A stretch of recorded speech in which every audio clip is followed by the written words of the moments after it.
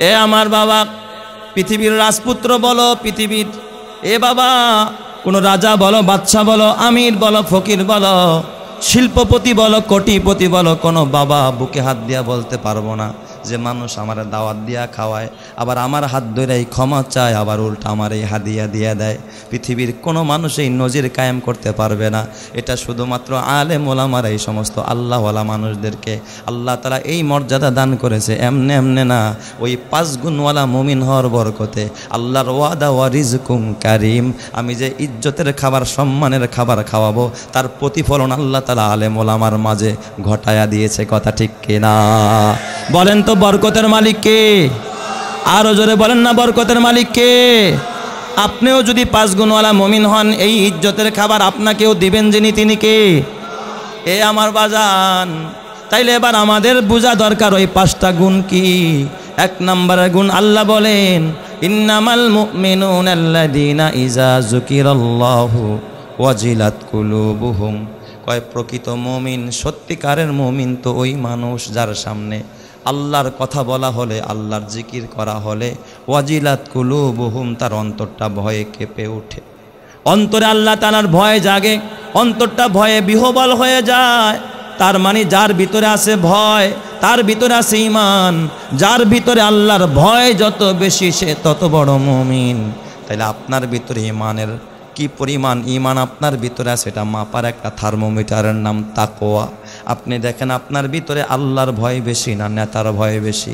আপনার ভিতরে আল্লাহর ভয় বেশি না গরিব হয়ে যাওয়ার ভয় বেশি? আপনার ভিতরে আল্লাহর ভয় বেশি না দুনিয়ার চেয়ারম্যান, মেম্বার, এমপি, মন্ত্রীর ভয় বেশি? যদি দেখেন আপনার ভিতরে আল্লাহর ভয় বেশি, তাইলে বুঝবেন আপনি যত পরিমাণ ভয় অত বেশি মুমিন, আর যত আল্লাহর ভয় কম হবে তত আপনার ঈমান দুর্বল হবে। কথা ঠিক কিনা? তার মানে আল্লাহর ভয় যার দিলে যত বেশি, সে তত বড় মুমিন। কয় হুজুর কেমনে বুঝবো আল্লাহর ভয় আছে কিনা? আল্লাহর ভয় বুঝার একটা মাধ্যম, কারণ যার ভিতরে আল্লাহর ভয় সে গুনাহ করে না। যেই ভাইয়ের ভিতরে আল্লাহর ভয়, সেই ভাই কোনোদিন নামাজ ছাড়ে না। যেই যুবকের ভিতরে আল্লাহর ভয়, ও দাড়ি কাটে না। যেই এলাকার ব্যবসায়ীর ভিতরে আল্লাহর ভয়, সে মাপে কম দেয় না। যেই ক্রেতার ভিতরে আল্লাহর ভয়, সে দোকানের টাকা কোনোদিন মাইরা খায় না। যেই কৃষকের ভিতরে আল্লাহর ভয়, ক্ষেতের আইল কাইটা আরেকজনের ক্ষেতে ঢুকে না। যেই প্রতিবেশীর ভিতরে আল্লাহর ভয়, সে কোনোদিন প্রতিবেশীর হক নষ্ট করে না। যেই মায়ের ভিতরে আল্লাহর ভয়, সে কোনোদিন সন্তানকে বাবা আপদে কুপথে পরিচালনা করতে পারে না। আর যেই সন্তানের ভিতরে আল্লাহর ভয়, ওই সন্তান কোনোদিন মা বাবার হক নষ্ট করতে পারে না।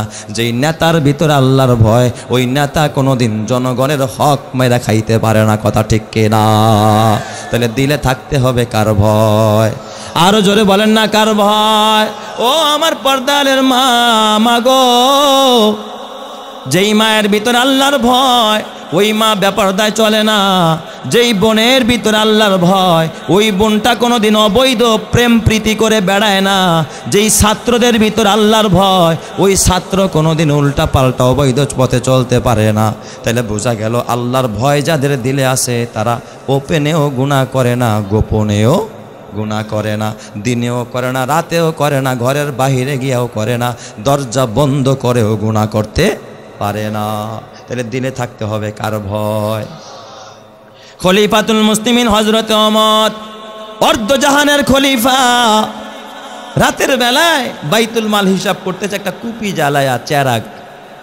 ইতিমধ্যে হযরতে আলী প্রবেশ করেছেন ওমরের দরবারে, সালাম দিছে, আসসালামু আলাইকা ইয়া আমিরুল মুমিনিন। হযরত ওমর রাদিয়াল্লাহু তাআলা আনহু সালামের জবাব দিয়া বলেন, আলী, এত গভীর রাতে তুমি কেন আমার কাছে আসলা?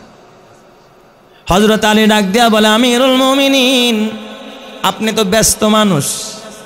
আমিরুল মুমিনিন, আমি একটা বিষয় আপনার সাথে শেয়ার করার জন্য আসলাম, মাশওয়ারা করার জন্য আসলাম।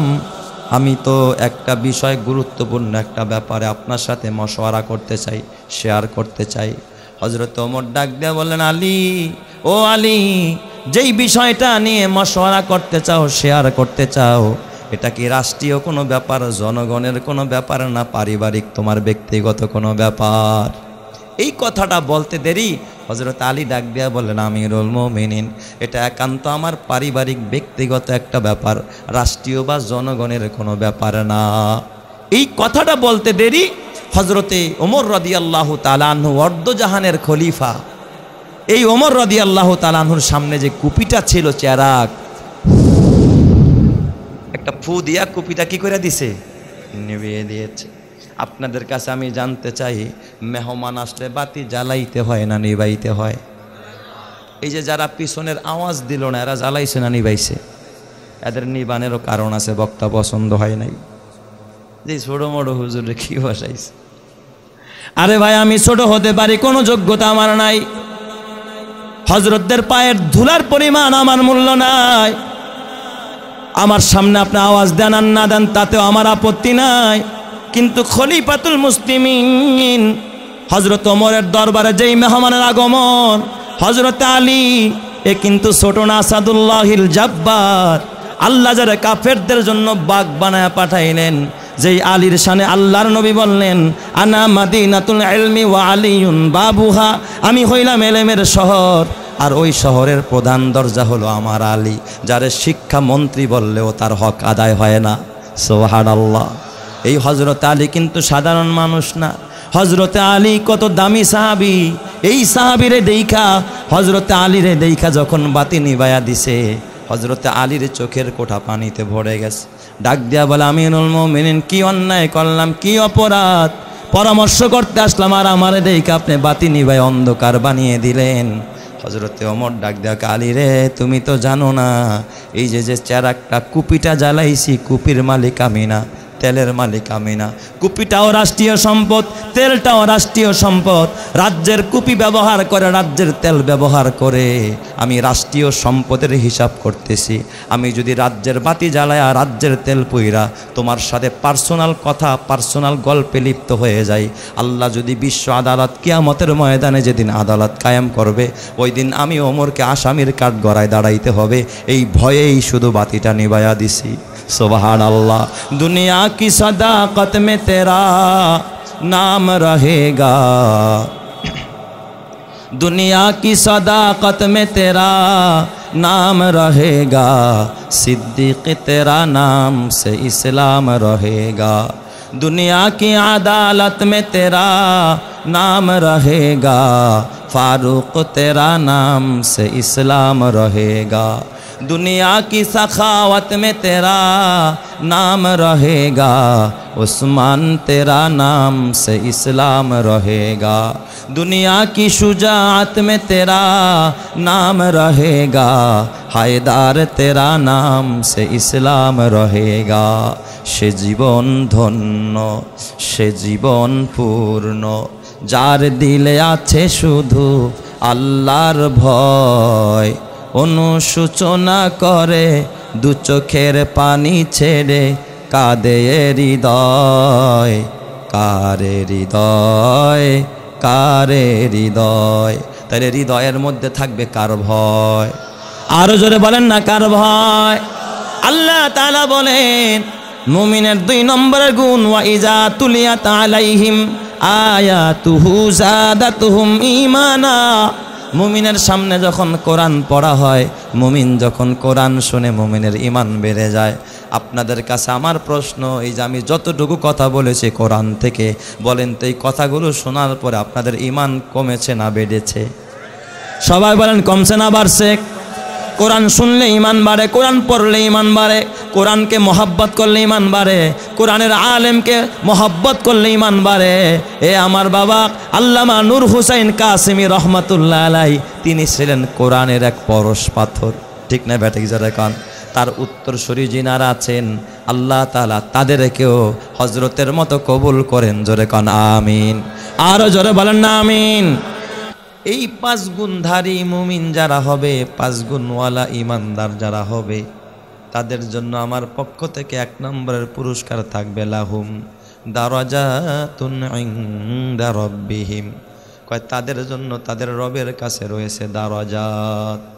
দারজাতুনের বহুবচন দারাজাত, এর অর্থ হলো অসংখ্য মর্যাদা, অনেক অনেক মর্যাদা। এই দারাজাতের ব্যাখ্যায় মুফাসসিরিনে কেরাম আল্লামা আলুসি বাগদাদি তাফসিরে রুহুল মানির মধ্যে লিখেছে আয়ে জান্নাতুন ইনদা রাব্বিহিম, অর্থাৎ এই 5 গুণের অধিকারী যারা হবে আল্লাহ তাআলা তাদেরকে জান্নাতুল ফেরদাউসটা বরাদ্দ দিয়ে দিবে। আর একটু জোরে বলেন, আল্লাহ জান্নাত দিবে। তাহলে পুরস্কারটা ছোট না বড়? আমরা জান্নাত চাই কি না? তাহলে জান্নাত পাইতে হলে কয় গুণওয়ালা মুমিন হতে হবে? 5 গুণওয়ালা ইমানদার হতে হবে। 2 নম্বরের পুরস্কার, আমি আপনাদের কাছে জানতে চাই আল্লাহর জান্নাত পবিত্র নাকি অপবিত্র? কিন্তু আপনি আমি তো গুনার কারণে অপবিত্র। যার এক জাররা একটা সগীরা গুনাও আছে, বলেন তো সে পবিত্র না অপবিত্র? কেন? গুনাহ নাপাক, আর এই নাপাক গুনাহ নিয়ে আল্লাহ তাআলা জান্নাতে ঢুকতে, গুনাহ ক্ষমা না হওয়া পর্যন্ত কেউ জান্নাতে প্রবেশ করার অধিকার পাবে না, নাই। তাইলে অথচ আল্লাহর নবী কি বলছে? কুল্লু বানি আদামা খত্তাউন, সব বনি আদমেরই কিছু না কিছু কি আছে? গুনাহ আছে। তার মানে গুনার কারণে আমিও আনফিট, আপনিও আনফিট জান্নাতে যাওয়ার জন্য। আল্লাহ তাআলা ডাক দেয়া কয়, গোলাম আমি আল্লাহ পবিত্র, আমার বানানো জান্নাতটাও পবিত্র, কিন্তু গুনার কারণে তোরা অপবিত্র, জান্নাতে যাওয়ার জন্য অনুপযুক্ত, আনফিট। এ বান্দা তোদেরকে জান্নাত দিতে হলে এখন পবিত্র বানাইতে হবে। এই জন্য আমি এই 5 গুণওয়ালা 5 বৈশিষ্ট্যওয়ালা মুমিন হওয়ার বরকতে তোদের জন্য 2 নম্বরের পুরস্কার রাখছি, ওয়া মাগফিরা। যেই গুনার কারণে তোরা নাপাক হয়ে গেছস, অপবিত্র হয়ে গেছস, আমি আল্লাহ 5 গুণওয়ালা মুমিন হওয়ার বরকতে তোদের জিন্দেগির সব গুনাহগুলোকে ক্ষমা করে দিব। সুবহানাল্লাহ। আয়ে খুঁজ দিলুস কি আয়েলাহি,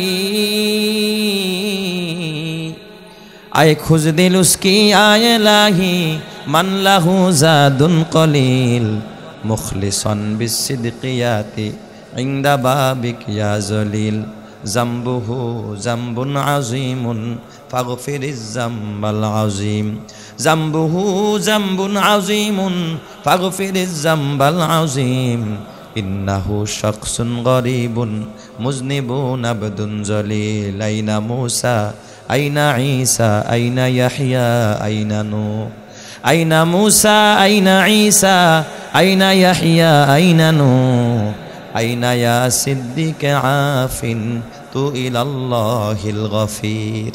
তাইলে 5 গুণওয়ালা মুমিন হইলে আপনাকে আমাকে ক্ষমা করে পবিত্র বানিয়ে দিবেন যিনি, তিনি কে? আল্লাহ মাফ করে দিবে। আল্লাহ তাআলা বলে, বান্দা আমি শুধু জান্নাত দিব আর ক্ষমা করব তা না। দুনিয়াতে দেখবেন কোনো মেহমান যদি কোনো মেজবানের বাড়িতে কারো বাসায় বেড়াতে আসে, বিয়াই সাহেব যদি তার বিয়াইয়ের বাসায় বেড়াইতে যায়, ঘরেও আপ্যায়ন করে। বিয়াই যদি বলে চলেন মনোহরগঞ্জ বাজারে একটু যাই, বাজারে গিয়ে কয়, বিয়াই সাহেব আমার তো একটু পান খাওয়ার অভ্যাস আছে, একটা খিলি পান খাই। একটা খিলি পান নিছে, তখন যখন বিয়াই সাহেব পকেট থেকে টাকা বের করতে চায়, বাড়িওয়ালা কি কয়, ওই দোকানদার টাকা নিস না, এ আমার বাড়ির মেহমান। আপনাদের এলাকায় কি সিস্টেম নাই? হ্যাঁ। আর যদি বিয়াই চা খায়, বিল কে দেয়? হ্যাঁ, যে বেড়াইতে আসছে সে দেয়? এর দিতে দেয় না, দোকানদারের একটা চোখ রাঙানি দেয়, খবরদার টাকা নিবি তো খবর আছে, আমার বিয়াই আমার বাসায় বেড়াইতে আসছে, বিল সব আমার। তার মানে ঘরেও আমি খাওয়ামো, বাজারে নিয়েও আমি খাওয়ামো, গাড়ি ভাড়াটাও আমি দিব, বিয়াই রে দিতে দিব না। আসেন এই সিস্টেম? আল্লাহ কয়, গোলাম এই 5 গুণওয়ালা মুমিন হওয়ার বরকতে তোরা হবি আমার মেহমান, আমি আল্লাহ মেজবান। আর মেজবান যত বড় হয় তার মেহমানদারিটাও তত বড় হয়, ঠিক না ভাই? ঠিক। নুজুলাম মিন গফুরির রহিম। ওই কিয়ামতের ময়দানে জান্নাতের ভিতরে যিনি মেহমানদারি করবেন তিনি কে? আল্লাহ যত বড় তার মেহমানদারিও কি তত বড়। চেয়ারম্যান সাহেব দাওয়াত দিয়া যা খাওয়ায়, এলাকার সাধারণ কৃষকে দাওয়াত দিয়া কি তা খাওয়ায়? আল্লাহ তাআলা বলে, বান্দা জান্নাত দিমু তা তো পরকালে, কিন্তু দুনিয়াতে কি না খাওয়ায় রাখবো না কিরে বান্দা? বিয়াই যদি সব জায়গায় দিতে পারে, আমি আল্লাহ কেন পারবো না?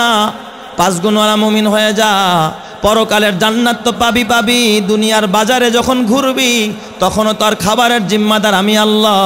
এই জন্য আল্লাহ বলে তোর 3 নম্বরের পুরস্কার ওয়ারিজকুম কারীম, আমি আল্লাহ তোর জন্য ইজ্জতের খাবার, সম্মানের খাবার আমি তোর ঘরের দরজায় পৌঁছায়া দিব। সুবহানাল্লাহ। তাহলে উত্তম রিজিকের ব্যবস্থা করবেন যিনি, তিনি কে? রিজিক তো মিয়া 2 প্রকার, একটা হলো ইজ্জতের রিজিক, সম্মানের রিজিক, আর একটা অসম্মানের। জেলখানায়ও তো আসামিরে রিজিক দেয়, তাই না? জেলখানার যে খাবারটা খায় আসামিরা, এটা কি রিজিক না? রিজিক, কিন্তু সম্মানের না অসম্মানের? কিন্তু আলেম ওলামারা হুজুরে যেটা খায় এটা সম্মানের না অসম্মানের? সম্মানের রিজিক। কি যে সম্মান, আল্লাহু আকবার। ছোট্ট একটা কারগুজারি শোনায়। আমার এক মুসল্লি খুব ভালোবাসা, আমার মিরপুর পল্লবীতে থাকে, সরকারি চাকরি করতেন। আমারে দাদা কয়ে ডাকে আর কি, দাড়ি ঠাড়ি পাক না, খুব বুড়া মানুষ আর কি। আমি যখন প্রথম ঢুকছি অল্প বয়স নিয়ে আর কি, কয় দাদা, সবসময় দাদা কয়ে ডাকতো আর কি। তো একদিন কয় দাদা আজকে কিন্তু জুমার দিন দুপুরের লাঞ্চটা আমার বাসায়। আমি বললাম ঠিক আছে, করবো ইনশাল্লাহ। কয় দাদা একটা কাজ করো, আমি বাসায় গিয়া তোমাকে ফোন দিলেই তুমি চলে আসবো আর কি, তুমিও খায় আর কি, বুড়া মানুষ তো গেছি। যাওয়ার পরে ভাবছি হয়তো বা আমার এই বসায়া ছেলেরাও চাকরিজীবী, বলতেছে বাবা তুমি হুজুরের সাথে বসো, আমরা খাবার ডিস্ট্রিবিউট করতেছি, এনে দিচ্ছি। বুড়ায় কয় না, আজকে আমার হুজুর আইছে, আমি খাওয়াবো। সুবহানাল্লাহ বলবেন না? মানে তার স্পিড বেড়ে গেছে। ছেলেরা কয় ঠিক আছে, বাবার শখ, তা বাবায় খাওয়াক তার হুজুরকে। ছেলেরা আমার সাথে বসে গেছে, বুড়ায় আনতেছে, বুড়ি বেড়ে দিচ্ছে, বুড়ায় আনতেছে। তো বুড়িরা দেখবেন বড় চামিচ দিয়া রান্না বান্না একটু বাড়াঠাড়া করে, কিন্তু মেহমানের সামনে দেয় কি ছোট ছোট চামিচ। ওই বুড়াই করছে আর ছোট চামিচের অপেক্ষা করে নাই, বুড়ির হাত থেকে বড় চামিচটাই নিয়ে আইছে। তো যখন ওই আমি তো একটু ভর্তাবাজি দেওয়া শুরু করবো, এই সুযোগটা আমারে দেয় না। উনি গোছের বলের মধ্যে চামিচ একটা ঢুকায়া পুরা একেবারে মনে হয় যেন বলের 4 ভাগের 3 ভাগ গোস্তে আমার প্লেটে উঠাইয়া দিছে আর কি। আমি কই দাদা করেন ডাইরেক্ট, একটু খাইতে তো সুযোগ দিবেন। কয় দাদা খাও খাও। কিন্তু এরপর আবার দেখি বলের মধ্যে ঘুরতেছে, ঘুটেন কে? আর হাতে কাঁপুনির ব্যারাম, একটু কাঁপে আর কি, ঝোল পড়ে যাচ্ছে ছিটে ছিটে। কি করেন? কয় রান তো 2টা ছিল, 8টা গেল কই?